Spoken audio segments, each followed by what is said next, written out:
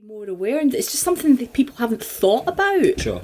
You know, because say, you know, a lot, you know, men when they turn up to gigs, you know, there's that kind of like, because they've not really thinking about this, that this could be an issue. You know, of being sexually harassed just because you've sung a song. Like they owe you something, you know, sung a song, and it's, you know, and the kind of the levels of harassment, you know, are just kind of, you know, it's like, I mean, I've been like harassed in front of, you know, my other half, you know, Crazy. To the point where, I'm a gobby Glaswegian, so I just kind of said to him, I looked at the guy, because he started trying to slag George off.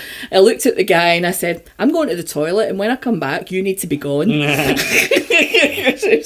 if you're one of these people who does that to ladies, you're a knob. That's what Nina would say, wouldn't it? Nina's she's tiny.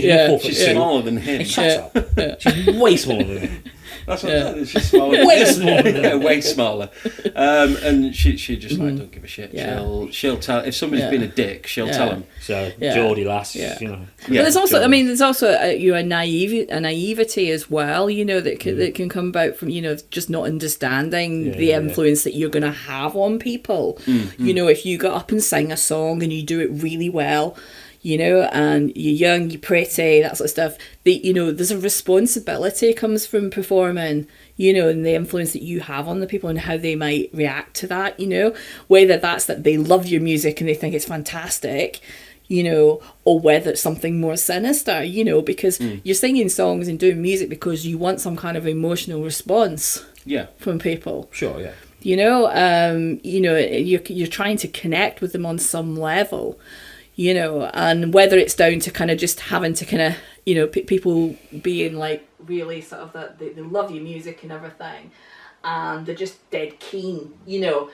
And then there's that fine line, isn't there, between keenness and, you know, when I was in my punk days, I had a stalker. Fortunately, he stalked me from Ireland, and it was lots of letters and weird presents and things. He used to send me photographs of himself asleep in a coffin.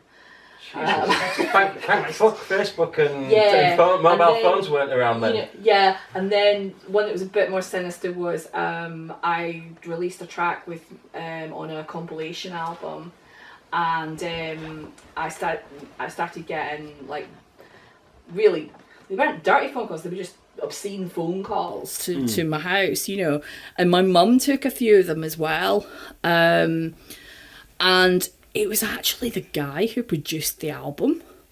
Strange. Yeah. So I can't remember how I deducted it all and stuff, and I remember he was called Justin, I think it was. It is interesting. It is interesting that like you said about having an emotional response from music. It is interesting that can often it's easy to get misinterpreted. You know, like if you spend a lot of time with someone in the studio, like it can, and you're singing emotional songs, is intimate. It is intimate. It does have. That's why I live with my producer. Well, yeah, that's a good idea. That's why I married Dudzi. Thanks, Steve. I'll put a dress and a veil on soon. But no, it is interesting that emotional kind of side of things. Like you said, intimate's a good word for it, and it can easily get misinterpreted if you get the wrong. But even if it's not, like, I don't think there's anything sinister about that person maybe being like, oh, I wonder if I had a connection. You know, oh, do you want to go out sometime? Oh, no, not really. I need to see your friend. All right, move on. So then it gets kind of, if that person doesn't like take that on board, take no for an answer. I don't think we should like discourage people from like trying to go out with someone. Well, no, I mean, you know, at the same time. Well, I met George, my other half, because I was doing a gig. Yeah, precisely, we play, you know. Precisely. I turned him down though.